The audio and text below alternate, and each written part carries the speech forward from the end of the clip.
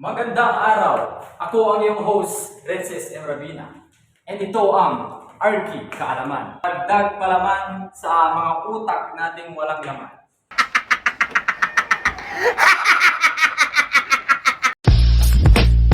Ngayong araw, nagpipita ako ng tatlong estudyante na nagmula sa Cagayan State University, Garrett Campus, at nasa kurso sila ng Bachelor of Science in Architecture 4 para sagutin ang aking inihandang katanungan tungkol sa identifying and creating sense of time and sense of place. So, ipapakilala ko ngayon yung mga tatlong bisita na nagkumakuhan. Una, si Jesse Patricio, aka Geng. I'm so rich, I'm a gang gang. Because I'm so rich, I'm a gang gang. I'm so rich, I'm a gang gang. Because I'm so rich, I'm a gang gang. And pangalawa, si DJ Pinto, ang Mr. Foggy. Ako si Mr. Suave. Grabe. Habulin. And of course, our tour dancer, si Mr. Navalio. Kaparan.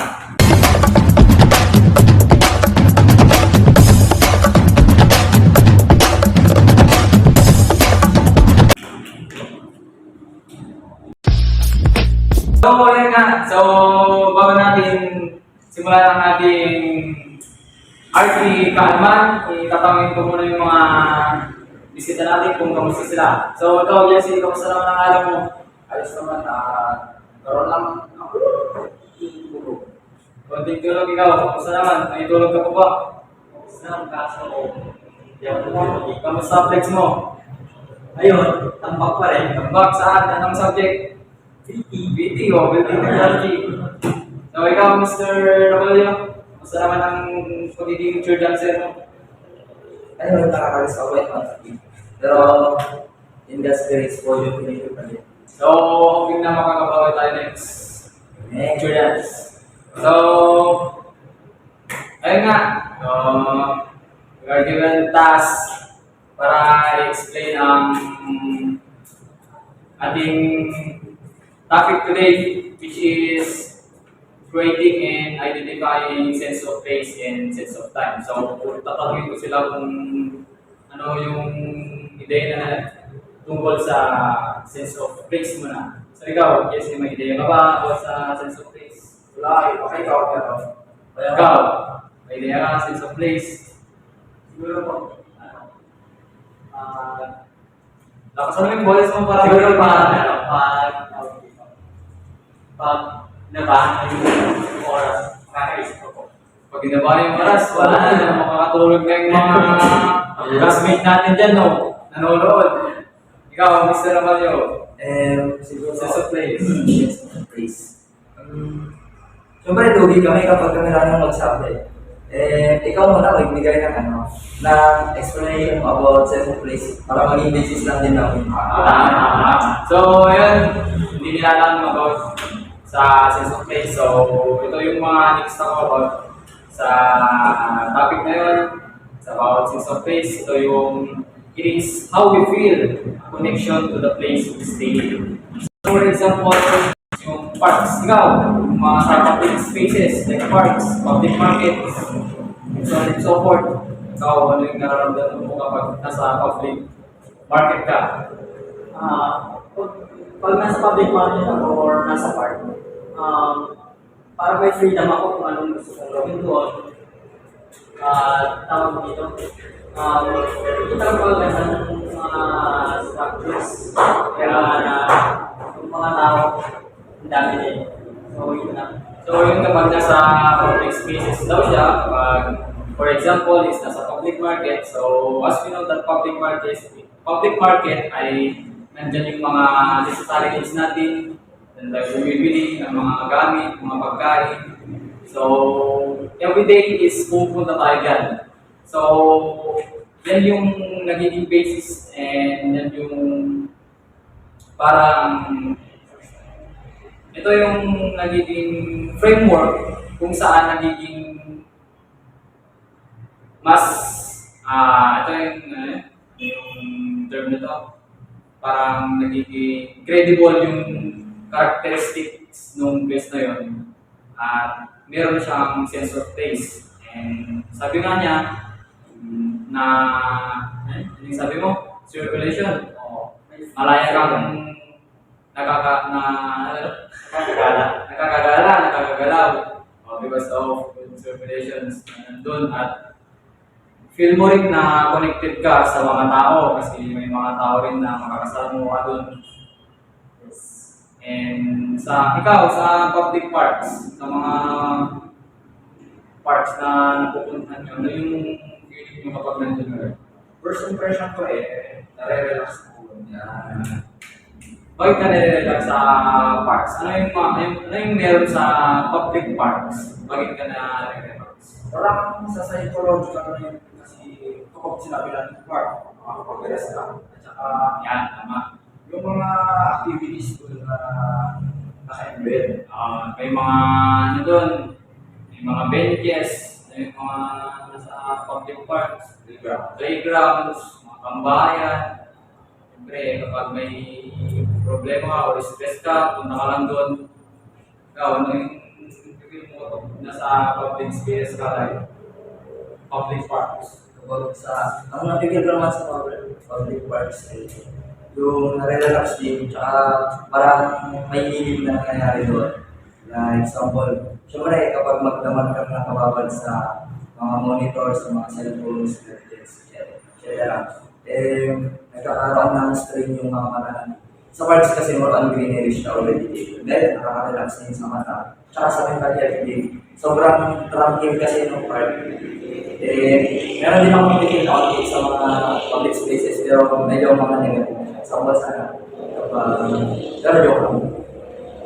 Kapag nasa public market ako, syempre, ikaw, uutusan ka bibili.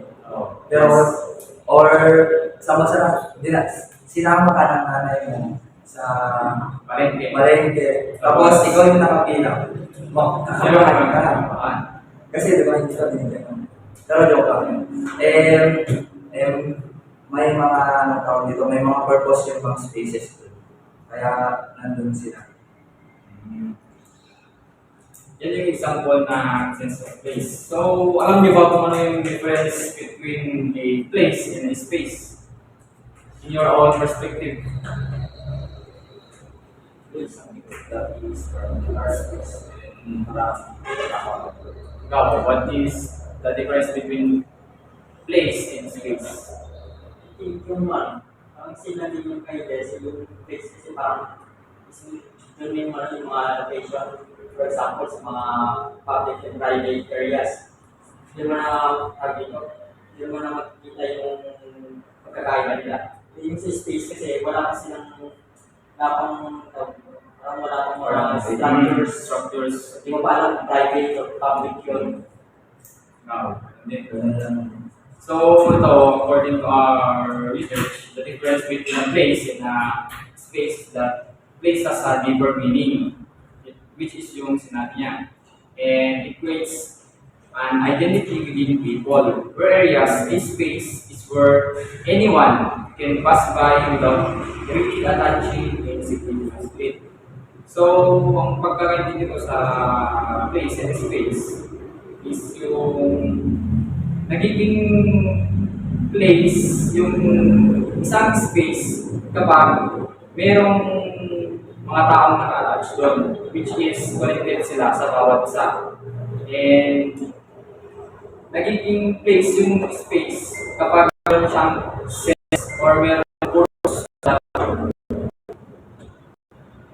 So, one is public spaces, and public spaces can create this sense of place when people visit the place. Yun nga, example, yung sa public market, public parks, and yung usually pinupuntahan ng mga tao to visit, and bumabalik sila sa place na yun kasi meron silang nafe-feel or na-attach sila sa kung anong meron dun sa place na yun. So, ayun nga, binigay ulit sa akin yung tanong na what is sense of place. So, dagdag lang natin. So ayun, conclude na ako dito na part. So therefore, it is important to create a sense of place in a public spaces to change the space into a place. So having a sense of place creates a personal identity and helps the city become more personable and meaningful to the people, particularly the community living in the cities.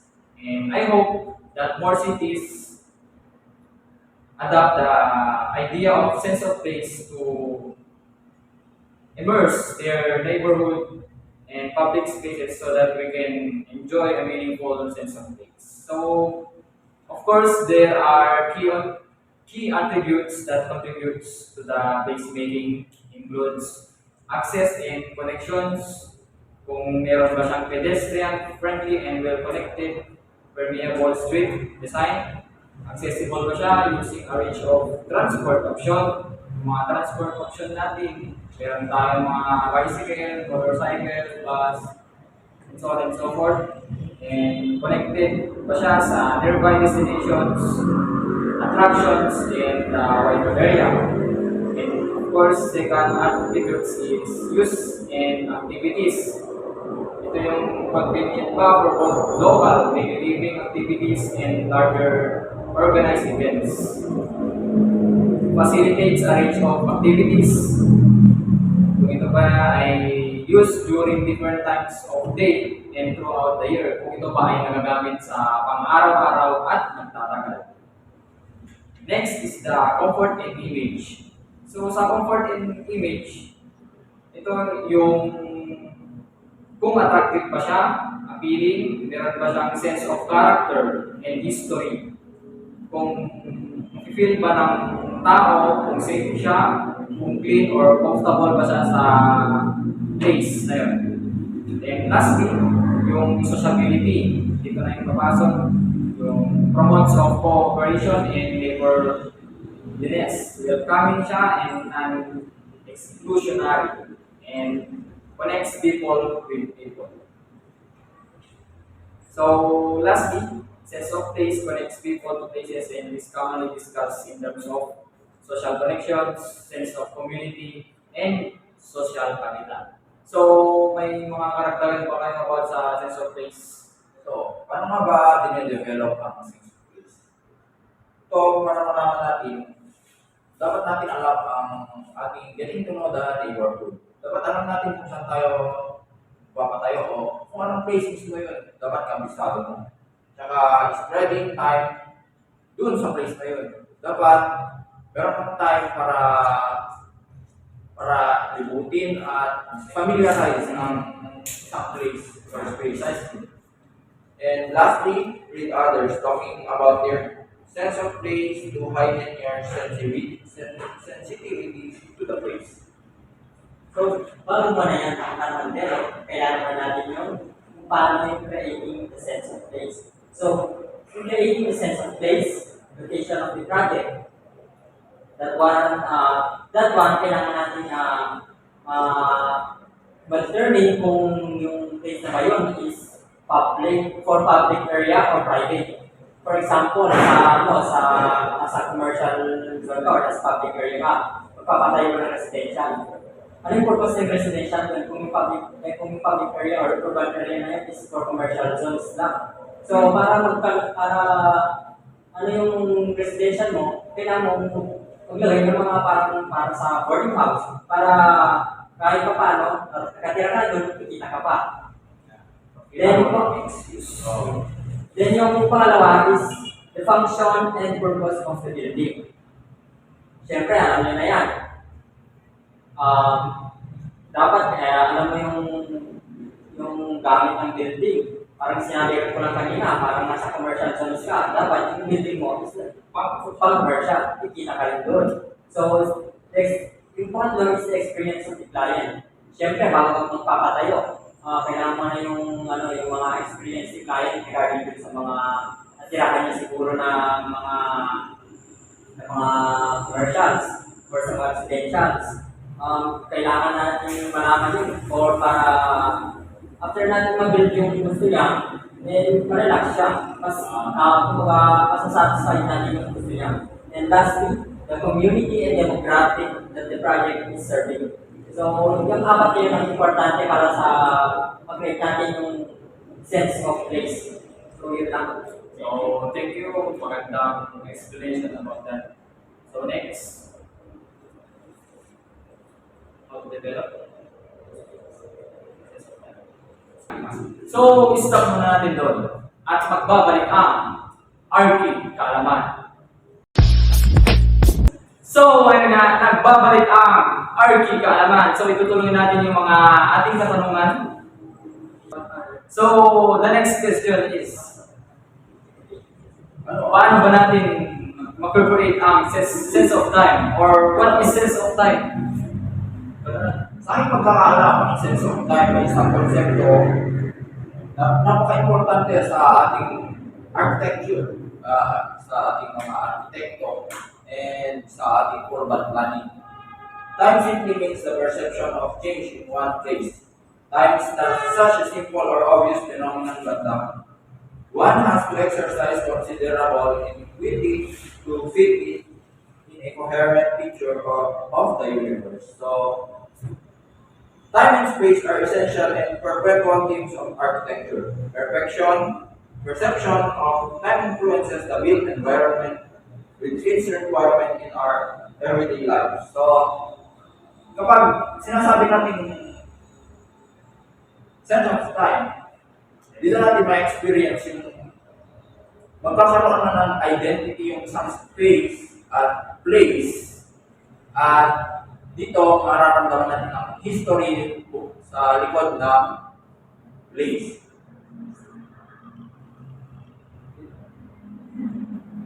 Next. Three temporal. Next. Three temporal. So next is, what are the three temporal aspects? Paano ba natin Paano ba natin mag-create ang sense of time? How do we create sense of time? So, paano nga ba natin nag-create ang sense of time? Gaya na sinabi niya kanina, Jesse. And kinakailangan din naman natin na meron tayong tinatawag na three temporal aspect in creating sense of time. So, ang una is the influence of space in the experience of time passage. So, ano nga ba yung naisip natin kapag sinasabi yung influence of space in the experience of time passage?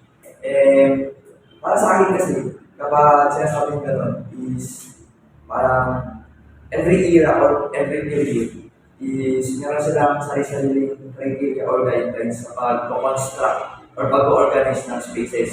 Kaya sa may Babylonia, di ba, sa may mga Indus Valley, Greek, mga gano'n. And then sa ano naman, sa pangalawang three temporal aspects naman, which is perceived duration of the age of the building, parang madidistinguish natin yung isang building kung anong era or what period siya na-build. For example, kapag nakita natin may dome ang isang building, parang pumapasok sa isip natin is mga Byzantine, mga Roman, mga Greek. Alam ko lang yung dome yan ay may Greek. Yung mga parang sa may Florence, dito lang sa mga ganun. And then, kapag anong tawag dito, may mga order naman siya, may mga design yung mga alam nila, diba? Na naiisip natin is mga Greek, Roman, yung mga then kapag may mga spire naman is mga nasa early Christian, mga ganon, mga anong tawag dito, medieval, Renaissance, mga ganon sana. So, yun lang din. Sa pangatlo naman, yung timelessness. Ito yung mga buildings and structures na nag-exhibit ng aesthetic. Wow, aesthetic. Yung functionality and relevance na over time.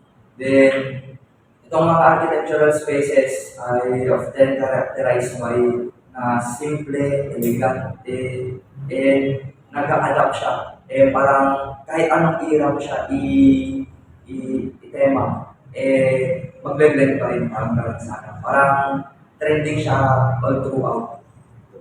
Oo. Can you give us examples ng ganyan within our country or in the Philippines? Na mga timelessness na building. Siguro, ano kaya? Ay, syempre, lugi naman ako. Kaya mo na. Para sa akin, vegan, kasi nakaka-adapt pa rin siya sa akin. So, ayun, Calle Crisologo. Yun yung una natin na i-ano. Calle Crisologo. Ikaw naman, DJ. Timelessness. Yung ano pa rin yung meron pa rin siya. Relevant pa rin siya sa Time. Hanggang ngayon, ginagamit. Mga ano pa yan, mga ibatans. Ay, sa mata. Yan. Oo, sa ibatans. Yung mga bayan na is bayan na ito. Until now is buhay na buhay pa rin. Na-pepper serve na nila. O ikaw naman, sa ating host, ano naman? So, since sabi na nila about yung mga example na timelessness, mga lugar na existing pa rin, and nandun pa rin yung mga connections of peoples, so, yun. Pinupuntahan pa rin siya kami nun. So, yun. Understood naman na yun siguro.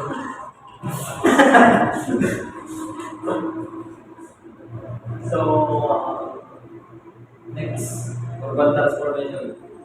So, sa urban transformation in relation to time, dito muna ang mga nagbabago sa atin ay example, ang transportation. Dito talaga, mga railways, madami na nabago after a few years of construction. Another one is the public space. Public space natin ngayon ay naging improve na maraming mga bago at hindi natin kinagawian na mga place na yung puntahan. And another is materials. Marami rin mga bagong materials na ginagamit sa ating mga structures na hindi tayo familiar at very relevant na ngayon dahil ang mga old ay pinaglumaan na nga. Iniwan na, napag-iwan. Building types and facades and building programs. Flexibility, and that's all. So, ayun nga. So, doon na nagtatapos yung ating RG kaalaman ngayong araw na ito. So, ang gagaling ng mga bisita natin, explain nila yung mga questions, yung mga parts, and lahat ng mga nasabi nila is credible, and hopefully naintindihan natin lahat. And so, ayun, waiting, sense of place, and sense of time. Thank you for listening. dapat sila, thank you sa ating mga bisita and thank you for listening. Thank you sa mga ating bisita na umattend today.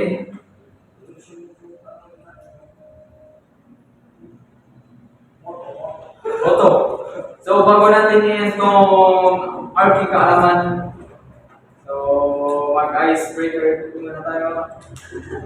Konting barkada talks. Out of the top. Oto. Ay. At nag-iiwan. Sorry. Okay. At dyan nagtatapos ang RG kaalaman. Kalaman sa utak natin walang laman. Yes! Yung So guys, commercial. So ang programang ito ay hatid sa inyo ng Magic Sarap. Sarap o hirap? Magic Sarap. Ayan, pre! At na, Joe. Game. Visa ka utak. At na. Wag na.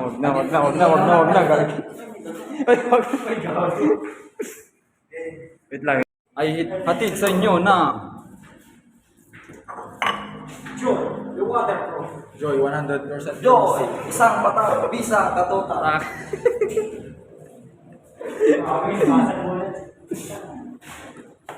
Fiesta Gas Net 11 kilogram. Ulingling. Ang program ito ay hatid sa inyo ng UFC Tamis Anghang Banana Katsap.